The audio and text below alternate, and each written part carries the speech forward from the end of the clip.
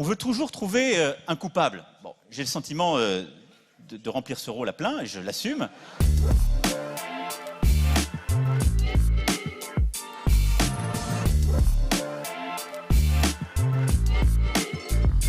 Et faut pas raconter des cracks, hein. C'est pas parce qu'on remettra l'ISF comme il était il y a 1 an et demi que la situation d'un seul gilet jaune s'améliorera. Ça, c'est de la pipe.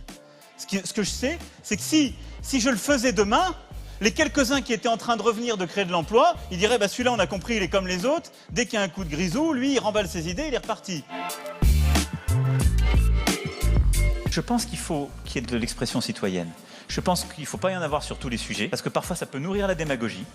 Je pense que quand il y a une décision difficile à prendre, ce sont souvent les représentants qui la prennent. Si on disait on peut créer un référendum d'initiative citoyenne qui chaque matin peut revenir sur ce que les parlementaires ont voté, là on tue la démocratie parlementaire. J'ai été interpellé en plus sur les radars et les 80 km/h. Peut-être que sur ce sujet aussi, par le dialogue plus territorial, par les propositions qui seront faites, on pourrait trouver quelque chose de plus pragmatique, qui soit mieux accepté, qui ait le même résultat.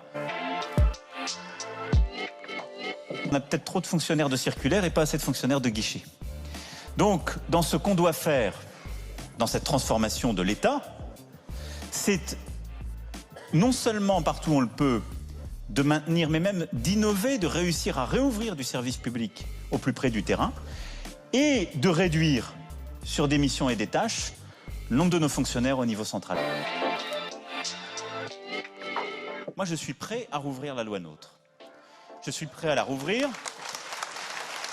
Pas pour dire on va repartir pour des années de discussion en sachant quelles compétences on met à tel endroit, quelles compétences à tel autre.